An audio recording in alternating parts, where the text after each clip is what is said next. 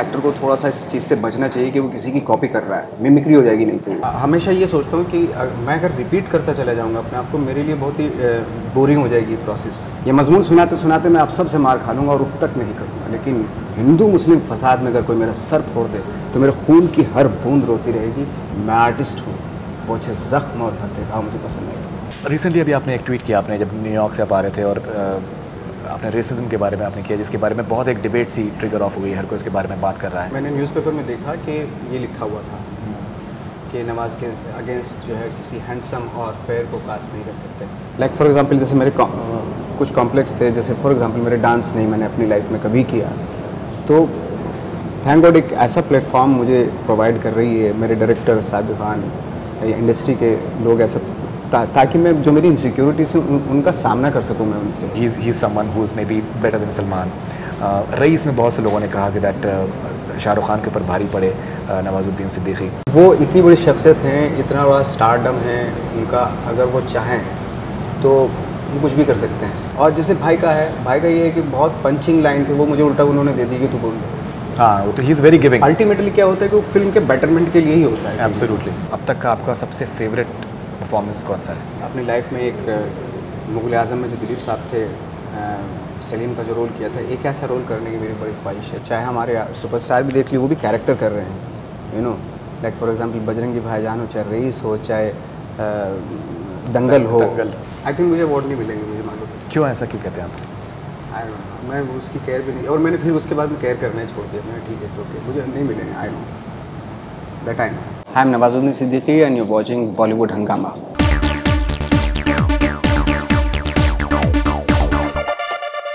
ये हमारी बहुत खुशकिस्मती है कि हिंदुस्तान के नामवर कलाकार जो कि जिनकी सबसे खासियत जो कि खुसूसी तौर पे जो मुझे बहुत पसंद है वो है इनका सरप्राइज क्वेश्चन।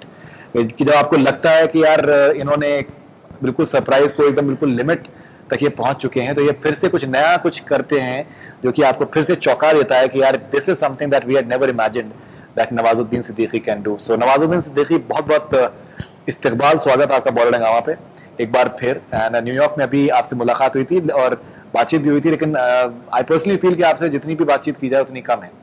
एंड बिकॉज जो आपकी लेयर्स हैं, आपके जो गिरहें आपकी खुलती रहती हैं, आपके पर्सनैलिटी की भी, शख्सियत की भी और आपके काम की भी, वो एक अपने आप में एक बहुत बड़ा एक मुअम्मा है, एक बहुत बड़ा इंटरेस्टिंग सा एक पहेली है जो कि आदमी पूछना चाहेगा, समझना चाहेगा कॉन्स्टेंटली। जैसे मॉम के बारे में अगर बात करें, भी हम लोग बात कर रहे थे, I found your character very fascinating. और मतलब जिस तरीके का बॉडी लैंग्वेज था, जिस तरीके का उसका आपने सारा लुक जिस तरीके से आपने दिया, और भोलेनाथ की कृपा है कि इंसान की राख से उसकी कुंडली निकाल लेता। बिल्कुल ही मुख्तलिफ था जो कि मे भी आपने शायद कभी पहले किया हो। कुछ कहना चाहेंगे आप इसके बारे में? You got a fantastic response for the promo as well, for the movie.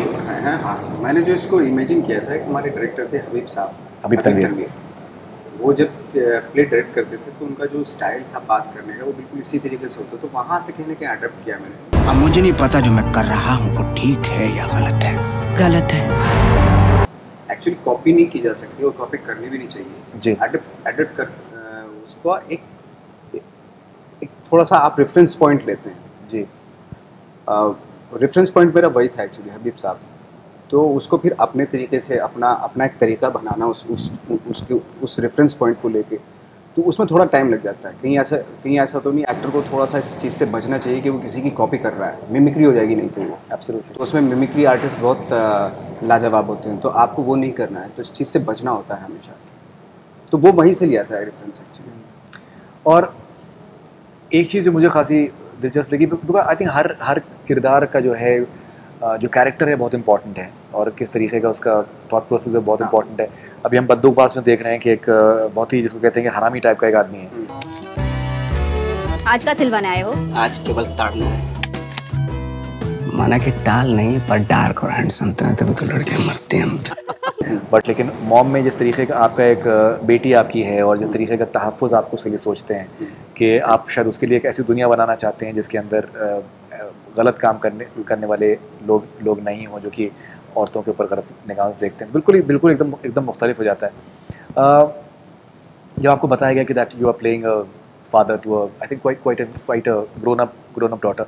तो आपका क्या रिएक्शन था? बिकॉज बहुत ही ऑर्गेनिक लगा जब आपका जो एज अ फादर जो आपने जो पोर्ट्रे किया है, बहुत ही ऑर्गेनिक लगा, लगा कि हाँ ये बिल्कुल आप कहीं ना कहीं एक ऐसे जज्बात हैं जो कि शायद हमने आपके अंदर अब तक मे बी सिल्वर स्क्रीन पे देखे नहीं है। एक्चुअली ये जो चूँकि जैसे हम लोगों ने थिएटर में भी हमारी प्रोसेस रही है कि जितना फिल्म में दिखाते हैं कैरेक्टर को, शुरुआत वहाँ से नहीं है, शुरुआत तो बल्कि उसके पहले से हो चुकी है उस कैरेक्टर जी। तो कहीं इन बिटवीन बीच से हम कैरेक्टर को देखते हैं एक्चुअली। लेकिन थिएटर में क्या होता है कि एक पूरा वर्ल्ड बनाना पड़ता है कि इससे पहले इसकी लाइफ में क्या क्या इंसिडेंट हुए हैं, वो किस तरीके से रहता हुआ, किस तरीके से शुरुआत की इसने अपने जॉब की, करियर की, ये वो सारी चीज़ें, और फिल्म के ख़त्म होने के बाद भी उसका क्या रवैया रहेगा, इस तरह की चीज़ें। तो जब फिल्म स्टार्ट होती है तो ऐसा लगता है कि आप बिल्कुल रम चुके हो उसमें। एब्सोल्युटली। क्योंकि स्टार्ट जहाँ से फिल्म हो रही वहाँ से आपका कैरेक्टर स्टार्ट नहीं हो रहा जी। कैरेक्टर तो आपका जब से वहाँ से स्टार्ट करना चाहिए, आई थिंक जहाँ से वो पैदा हुआ होगा, जहाँ से उसने होश संभाला होगा, तो उसकी डिटेलिंग्स, कैरेक्टरिस्टिक्स। हमारे साथ अक्सर ये होता है कि जब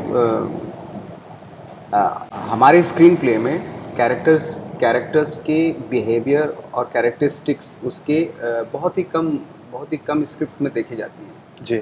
वो बहुत ही ऑर्गेनिक होता है, डायरेक्टर के साथ बैठ के ही डिस्कशन किया जाता है। बट मैं चाहता हूँ कि वो स्क्रिप्ट के लेवल पे आनी चाहिए एक्चुअली। राइट।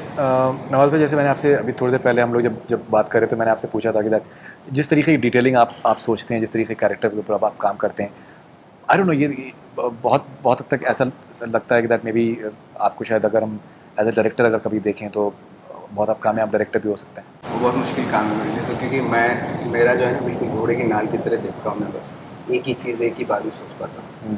डायरेक्टर का मल्टी टास्कर होता है, मल्टी टैलेंटेड होता है, उसको कॉस्ट्यूम डिपार्टमेंट, ये वो हर डिपार्टमेंट के बारे में सोचना पड़ता है डायरेक्टर को, और इतना मैं ज़्यादा सोच नहीं पाता। ओके ना, अगर मुन्ना माइकल की अगर बात करें तो जब मैंने ये ट्रेलर इसका देखा था तो जैसे मैंने आपसे जिक्र किया था मॉम के इंटरव्यू से पहले कि दैट जब आप आर्टिस्टिक फिल्में करते हैं जिसको कि आर्ट सिनेमा कहा जाता है तो ऑब्वियसली आप कमाल हैं, लेकिन when you do commercial films you are even better. Commercial cinema में जिस तरीके से जो आपने धाक जमा ली है, चाहे वो सलमान खान के साथ में हो किक में, या बजरंगी भाईजान में, शाहरुख खान के साथ में रईस में, लेकिन अब यहाँ पर अगर आपको देखते हैं मुन्ना माइकल में, तो आप एक्चुअल में आप जो एक्चुअली डांसिंग, हम अभी टाइगर से बात कर रहे थे तो उसमें वो बता रहे थे काफ़ी जो कॉम्प्लिकेटेड स्टेप्स हैं वो आप सही से कर लेते थे, सिंपल स्टेप्स आप शायद नहीं कर पाते थे। तो कैसा आप इस तजुर्बे को कहेंगे? बिकॉज बहुत ही दिलचस्प कैरेक्टर है आपका। मतलब मैं बहुत कॉन्फिडेंटली कह सकता हूँ कि पहली बात तो पिक्चर जो है इसका रिस्पांस बॉक्स ऑफिस पे अच्छा रहेगा, and at the same time आपके कैरेक्टर को जो है सीटीओ बजाने वाला जो है रिस्पांस आपको मिलेगा, जो कि आपको बजरंगी भाईजान में भी मिला है, आपको किक में भी मिला है और आपको रईस में भी मिला है। ये आपको यहाँ पर फिर से आपको मिलने वाला है। क्या कहेंगे आप इसके बारे में जब सीटियाँ बजती हैं आप नवाजुद्दीन सिद्दीकी के डायलॉग्स के ऊपर? बट मैं सच बताऊँ, मैं कभी भी ये सोच के कैरेक्टर या ये सोच के काम नहीं करता हूँ कि इस डायलॉग पे या इस सीन पे सीटियाँ मिलेंगी। अगर जिस दिन मैंने सोचना शुरू कर दिया, आई थिंक उस दिन से मैं चाहता हूँ मेरा खुद का डाउनफॉल शुरू हो जाए। मैं नहीं चाहता कि मैं सेंसेशनल बनाना किसी सीन्स को। मैं हमेशा कोशिश करता हूँ, चाहे मुन्ना माइकल हो चाहे मंटो हो, कि मैं कितनी ऑनेस्टी के साथ उस जॉनर में कितने अपने आप को अडेप्ट कर लेता हूँ। ये कोशिश करता हूँ मैं। कभी भी इस चीज़ को सेंसेशनल बनाने की कोशिश नहीं करता कि इस एंट्री पे या इस डायलॉग्स पे क्लैपिंग होगी या ये वो, या इसमें टाइमिंग्स, ये पंच है या इसमें ह्यूमर आएगा। मैं सच बता रहा हूँ, कभी इस चीज़ पे मैं ध्यान ही नहीं देता हूँ, क्योंकि मुझे लगता है कि वो वीकनेस होती चली जाएगी नहीं तो एक्टर। राइट। वंस अगेन, जैसे अगर हम बात करें सरप्राइज क्वेश्चन की, तो इस तरीके के कैरेक्टर जो है इमेजिन करना आपको थोड़ा सा मुश्किल है। Once again, do you want to surprise yourself as well, कि आपको ये कि आप अपने आप को भी चौंकाना चाहते हैं कॉन्स्टेंटली? मैं हमेशा ये सोचता हूँ कि मैं अगर रिपीट करता चला जाऊँगा अपने आप को, मेरे लिए बहुत ही बोरिंग हो जाएगी प्रोसेस। ये इंडस्ट्री में मेरे लिए जो ना, ये बहुत ही बोरिंग हो जाएगा। मेरा खुद का कैरियर मेरे लिए बहुत बोर हो जाएगा। तो इसलिए मैं ट्राई करता हूँ खुद को ड्राइव करने के लिए कि इंटरेस्टिंग चीज़ें में मुझे एक्टिंग में इनोवेट करना मुझे बहुत अच्छा लगता है, कुछ डिस्कवर करना अच्छा लगता है। तो मैं हमेशा, मेरा यही दिमाग चलता रहता है कि अच्छा ये रोल हो चुका है, कैरेक्टर कर चुका हूँ मैं, अब दूसरे तरीके से किया जाए। क्योंकि मुझे मालूम है कि मुझे क्या मतलब सारे एक्टर्स को मालूम है कि एक सीन को करने के 1000 तरीके हो सकते हैं। जो मैं ऑलरेडी कर चुका हूँ उस तरीके से तो उस सीन को नहीं करूँगा, या तो कोशिश तो यही की जाती है कि थोड़ा सा अपने आप को चैलेंज दिया जाए, अपने आप को अनकम्फर्ट जोन में डाला जाए। तो मैं भी शायद कभी कभी फेलियर भी हो जाते हैं, हुआ भी, कई बार फेलियर भी हुआ, बट कभी कभी कुछ गेन भी हो जाता है। वो कहते हैं ना कि बल्ब का आविष्कार करने से पहले 170 तरीके थे जिनकी वजह से बल्ब नहीं बना था। तो एटलीस्ट उस आदमी को ये तो पता चला कि 170 तरीके ऐसे हैं जिनसे बल्ब नहीं बनता। क्या बात है, तो ये चीज़ें क्या बात है, वही प्रोसेस मैं इसमें भी अपनाता हूँ। एब्सोल्युटली। नाउ नवाज भाई, Bandookbaaz is something that is coming and जो जिसमें आपके काम को बहुत पसंद किया जा रहा है। जैसे हमने काफ़ी बार आपसे बात करी है दैट आपने कहा है कि दैट मैं किक और बजरंगी भाईजान में इस वजह से करता हूँ ताकि वो जो मेरी फ़िल्में हैं, जो छोटी फ़िल्में हैं, वो जो हैं थिएटर में लग सकें और लोग उसको देख सकें। लेकिन I personally love the trailer. I think जो कैरेक्टर जिस तरीके का आपका एक है कि बिल्कुल एकदम रूथलेस है, रूथलेस इन द सेंस कि बहुत ही सेल्फ सेंटर्ड है, सेल्फिश है अपने आप में। लेकिन कुछ लोग जो हैं उसको हरामखोर से भी कंपेयर करेंगे कि इन टर्म्स ऑफ जो एक एलिमेंट उसके अंदर भी है, एक सेल्फिशनेस का या फिर एक कैलसनेस का। क्या ये कंपैरिजन फेयर है?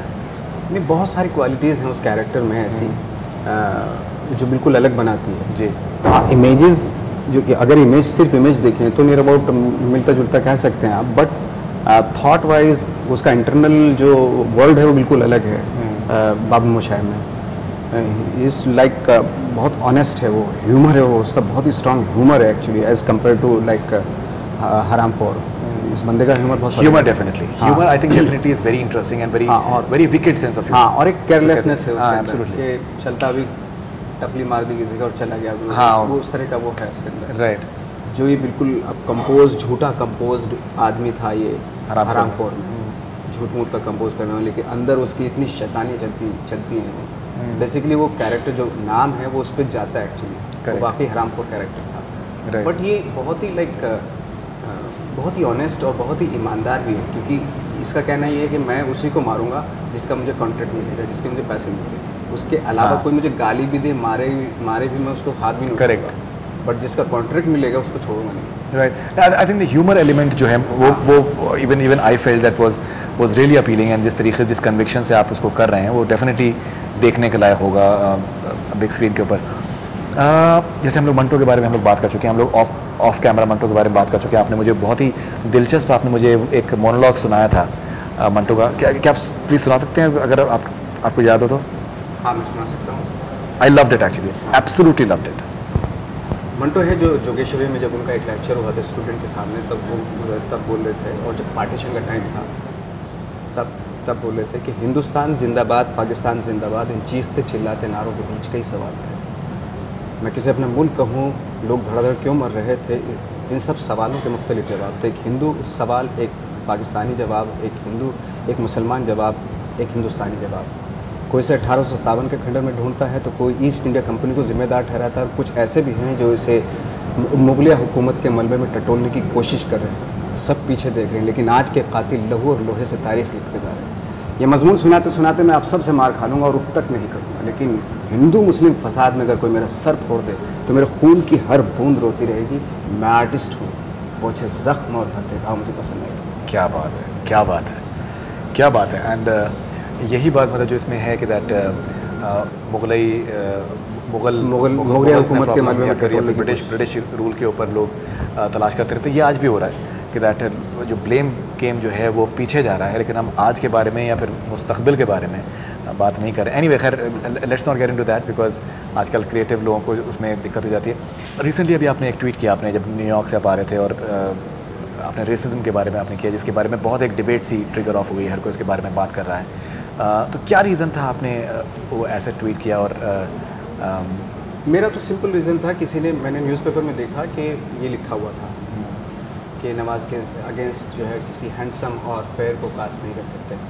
तो उसका मैंने सिंपल एक जवाब दिया है।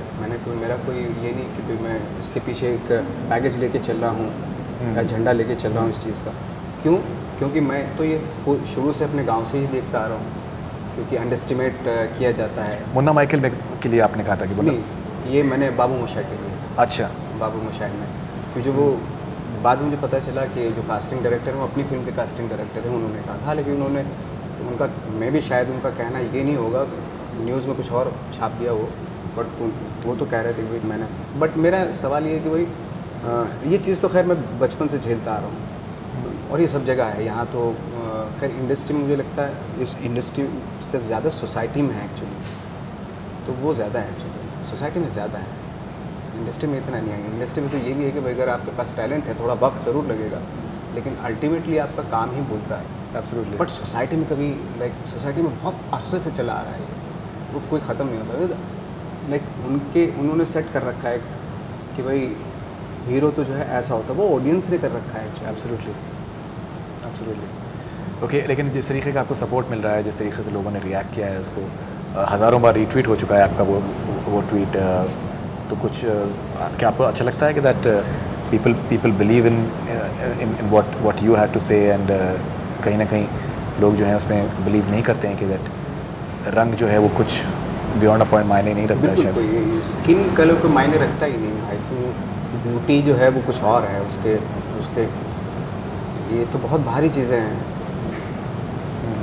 करेक्ट। नवाज़ भाई, हमने कुछ सवाल लिए हैं आपके फैंस से, तो विल कम टू दैट, लेकिन मेरा एक और सवाल आपसे ये था कि दैट कहीं ना कहीं एज अ पर्सनली जब मैं देखता हूँ कि आप में जो एक जोश है आगे बढ़ते जाने का और कुछ नया नया करते जाने का, जिस तरीके का आपकी जो स्ट्रगल रहा है, हमने उसके बारे में बहुत बार बात कर चुके हैं, तो फिर से रिपीट करने का I think there is no point, but still जो रिजेक्शंस मिले हैं या फिर जो आपके ख़ुद के पर्सनल जो कॉम्प्लेक्सेस रहे होंगे, जैसे आपने बताया कि बचपन से आपको सुनने में आए, वो कितना रिस्पॉन्सिबल हैं आपकी कामयाबी के लिए, रिजेक्शंस और आपके खुद के personal complexes? How much do they drive you moving forward? Rejection और पर्सनल कॉम्प्लेक्सेस कि यार मे बी शायद मेरा कलर जो है इस तरीके का है। शायद ये एक बहुत बड़ा रीज़न रहा होगा मेरा रिजेक्शन का और मेरे जो पर्सनल जो कॉम्प्लिकेशंस थे, ये इसकी वजह से मुझे एक ड्राइव मिला मेहनत करने का, हार्ड वर्क करने का।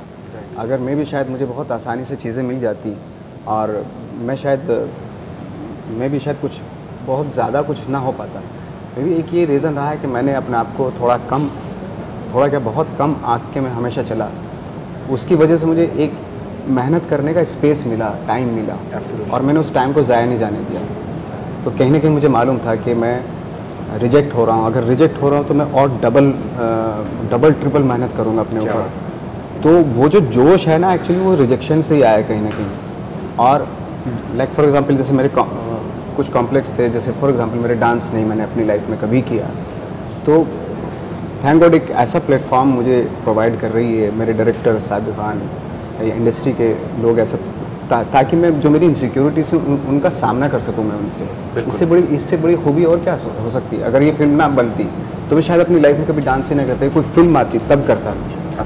बट थैंक गॉड मेरे साथ साथ मेरे कॉम्प्लेक्स है, उनका भी खात्मा हो रहा है, इनसिक्योरिटीज का भी खात्मा हो रहा है, और एट द सेम टाइम मैं काम भी कर रहा हूँ। इससे खूबसूरत आई थिंक मीडियम कौन सा हो सकता है? और जो मैं अपनी बात कह नहीं पाता हूँ लाइफ में, मैं कैरेक्टर के थ्रू कह देता हूँ। आई थिंक इससे बढ़िया, इससे खूबसूरत फील्ड कोई नहीं हो सकता। अच्छा नवाज़ भाई, एक मैं आपसे एक बात और भी पूछना चाहता था कि जैसे बहुत बार एक ये बात सामने आती है, बहुत बार ये कहा जाता है कि भाई नवाजुद्दीन जब बजरंगी भाईजान में जब सलमान खान के साथ में सीन से नवाजुद्दीन जो है थोड़ा सा ही someone who is maybe better than Salman. Raees में बहुत से लोगों ने कहा कि दैट शाहरुख खान के ऊपर भारी पड़े नवाजुद्दीन सिद्दीकी। क्या कहना चाहेंगे आप इसके बारे में जब इस तरीके की बातचीत सामने आती है कि दैट एक तो आप 19 नहीं पढ़ रहे हैं और कहीं ना कहीं आपके डायरेक्टर्स जो हैं they give you such powerful roles that even Raees में you have a very powerful role. Rahul Dholakia I think has done full justice to your talent, even same with Bajrangi Bhaijaan for that matter, even Kick. Bajrangi Bhaijaan you are a fascinating character and everyone absolutely loved it. क्या कहना चाहेंगे इसके बारे में कि that कहीं ना कहीं जब आपको इस तरीके की, आई एम श्योर दैट इवन आपने भी ये बातें सुनी होंगी, पढ़ी होंगी, दैट नवाजुद्दीन सिद्दीकी भारी पड़ रहे हैं? वो इतनी बड़ी शख्सियत हैं, इतना बड़ा स्टारडम है उनका, अगर वो चाहें तो वो कुछ भी कर सकते हैं। बट कभी भी, चाहे वो शाहरुख साहब हो चाहे सलमान भाई हों, उन्होंने कभी भी इस चीज़ का फ़ायदा नहीं उठाया या नाजायज़ फ़ायदा नहीं उठाया। जो कैरेक्टर है उसको उसका पूरा स्पेस दिया। जो इवन लाइक फिल्म शुरू होने से पहले, रईस शुरू होने से पहले शाहरुख साहब ने खुद मुझे ये बोला कि भाई जो तुम्हारा रुतबा है, जो तुम्हारा स्टेटस है फिल्म में, मैं उसको कभी और पार नहीं करूँगा, उसको क्रॉस नहीं करूँगा। तो ये एक इंटेलिजेंट एक्टर की ही निशानी हो सकती है, क्योंकि वो और क्या होता है ना कि फिल्म तभी सीन्स तभी अच्छे लगते हैं जब दो एक्टर मिलके सीन के बारे में सोचते हैं, तभी वो, इसीलिए उनकी केमिस्ट्री, उनके साथ जो केमिस्ट्री बनी वो बहुत ही खूबसूरत केमिस्ट्री एब्सोल्युटली। और जैसे भाई का ये है कि बहुत पंचिंग लाइन थी, वो मुझे उल्टा उन्होंने दे दी कि तू बोल दे। हाँ, वो तो he is very giving. Ultimately क्या होता है कि वो फिल्म के बेटरमेंट के लिए ही होता है। एब्सोल्युटली। फिल्म के सीन्स हैं वो खूबसूरत बनते हैं, और उनको मैं तो खैर आई डोंट नो, मैं इस जन्म में खैर वो उतना तो नहीं कर सकता, वो बहुत बड़ी चीज़ है। इसीलिए वो ऑफकोर्स चूँकि सुपरस्टार हैं, कोई ऐसे तो नहीं कि भाई कंटिन्यूसली प्रूव करते गए सस्टेन करना, इट इज़ सो डिफ़िकल्ट, बहुत हार्ड है ये कि 30-35 साल तक अपने आप को सस्टेन करना, 25 साल तक मेंटेन करना अपने आप को एक पोजीशन पे, वो बच्चों का खेल तो है नहीं। Absolutely, absolutely.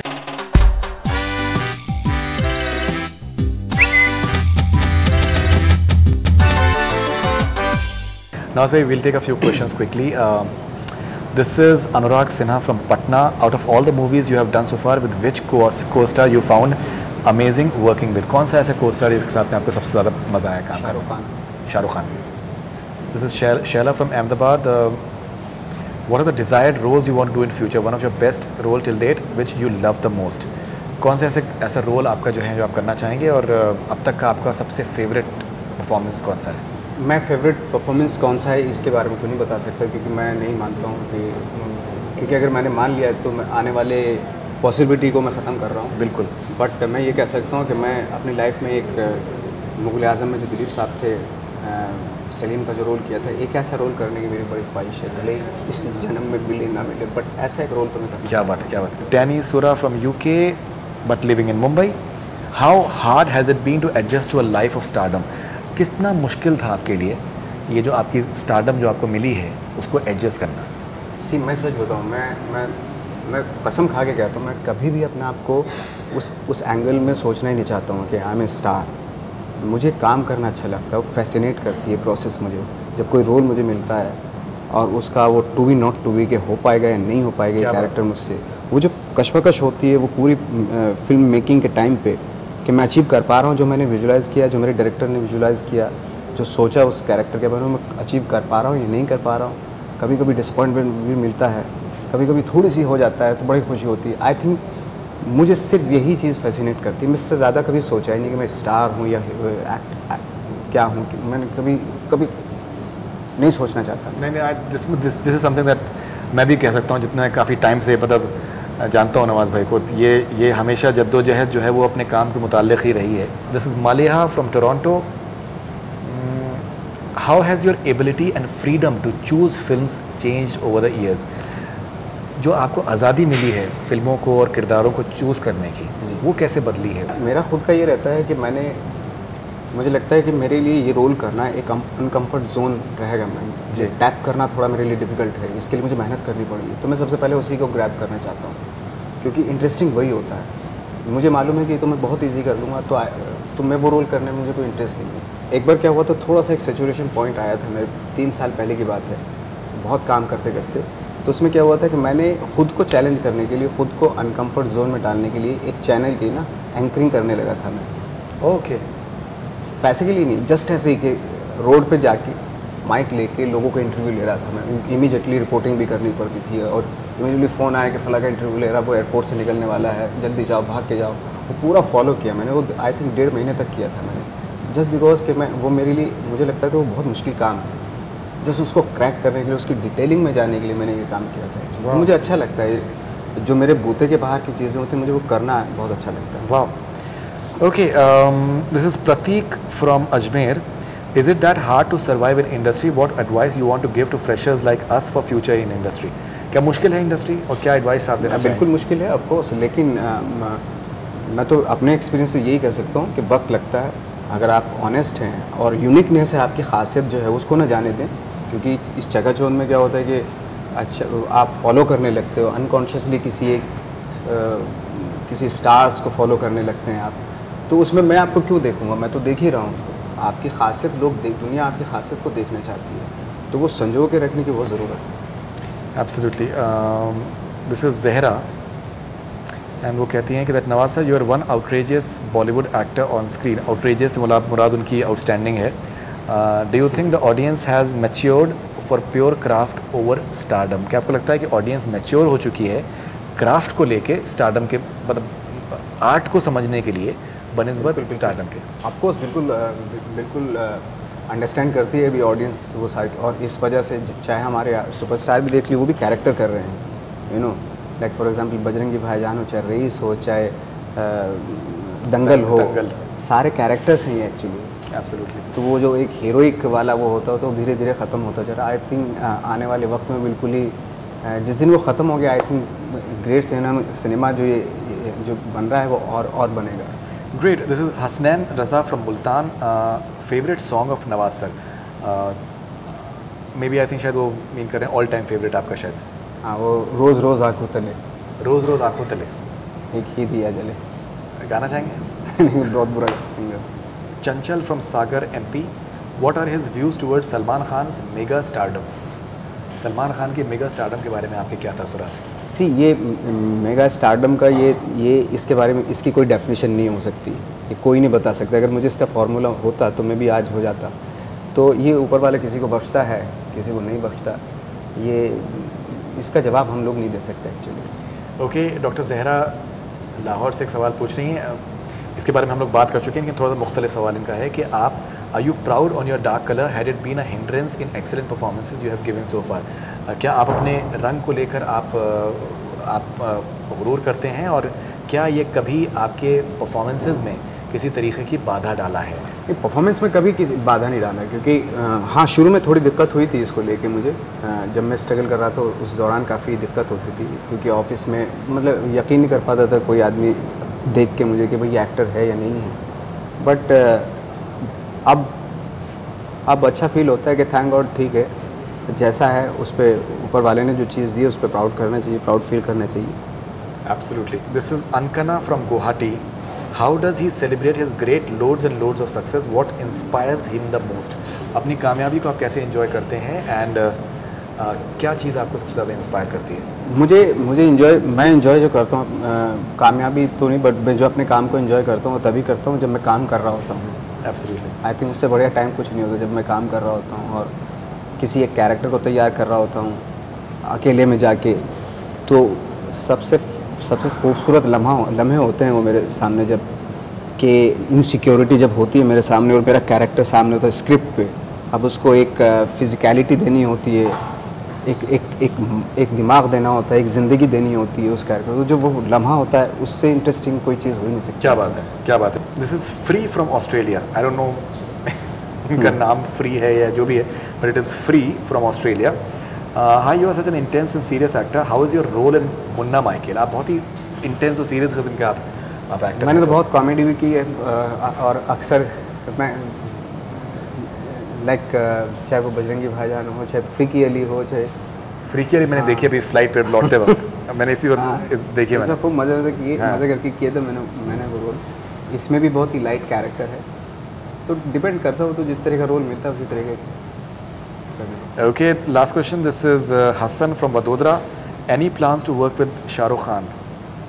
अगर कुछ ऐसा मुझे कॉल आएगी कुछ करने के लिए तो ऑफकोर्स कौन नहीं करना चाहेगा उनके साथ. ओके. आखिरी सवाल नवाज भाई आपसे. मैंने इसके बारे में लिखा भी है दैट बदलापुर में आपका बहुत ही कमाल का परफॉर्मेंस था. माउंटेन मांझी में आपका कमाल का परफॉर्मेंस था. अभी रिसेंट टाइम से हरामखोर में जिस तरीके से आपका कमाल का परफॉर्मेंस था. रईस में बहुत अभी रिसेंट टाइम बहुत अच्छा परफॉर्मेंस आपका रहा है. बजरंगी भाईजान में बहुत उम्दा परफॉर्मेंस रहा है. क्या रीज़न है कि नवाजुद्दीन सिद्दीकी को जो है वो अवार्ड्स से नवाजा नहीं जा रहा है? नेशनल अवार्ड भी आपको एल्यूड करता है, और आपको जो पॉपुलर अवार्ड्स हैं वो भी कहीं ना कहीं उस तरीके से आपको नहीं नवाज रहे हैं. Nawaz is a right word for that is itself. क्या आप सोचते हैं इसके बारे में? क्या अभी आपको लगता है कि आपको आवाज़, जैसे आपने रेसिज्म के बारे में आपने ये आवाज़ उठाई, तो आपको लगता नहीं कि दैट बहुत बार आप देखते हैं तो बहुत ही कम अहलियत के लोग जो हैं वो अवार्ड्स उनको मिल रहे हैं, लेकिन आप जो एक के बाद एक आप कमाल आपका परफॉर्मेंस है. Badlapur was outstanding. Manjhi was simply amazing performance. Picture से अगर आप ऊपर अपने किरदार को उठा लें, Manjhi I felt that may be film में थोड़े बहुत कुछ चीज़ें थी जो कि 19-20 की होंगी, लेकिन परफॉर्मेंस आपका जो है that elevates the movie two another level all together. तकलीफ होती है? आई थिंक मुझे अवार्ड नहीं मिलेंगे, मुझे मालूम है। क्यों ऐसा क्यों कहते हैं आप? आई डोंट नो, मैं उसकी केयर भी नहीं, और मैंने फिर उसके बाद में केयर करना ही छोड़ दिया। मैंने ठीक है, ओके, मुझे नहीं मिलेंगे। I know that, I know. कोई ख़ास वजह? कभी कोने में बैठेंगे तो मैं बता दूँगा। No problem. So now wonderful talking to you as always, बहुत अच्छा लगा। एंड आई एम श्योर आपके इंटरव्यूज़ को बहुत गौर से दो लोग देखते हैं बॉलीवुड हंगामा पे, जो भी हम लोगों ने पास में किए हैं, बहुत ही गौर से लोग, बिकॉज कहीं ना कहीं एक सर्टन फ़लसफ़ा आपका है जो कि आप बहुत ही सादगी से आप बयान करते हैं। And that is something that a lot of people they find it very fascinating, which is extremely interesting in its own way, because even हमारे लिए भी एक थोड़ी सी एक ताज्जुब की बात होती है कि that someone like you, you are a big sensation on internet, which is a bit of a interesting part as well in its own way. Like one would expect Shah Rukh Khan, Salman Khan to do that, but Nawazuddin Siddiqui is a big sensation on internet, which is and I think which is wonderful, because internet provides that space to everyone. So बहुत शुक्रिया and all the best wishes for Munna Michael and everything else that you're doing. That's all we have from Bollywood Hungama. Keep on watching.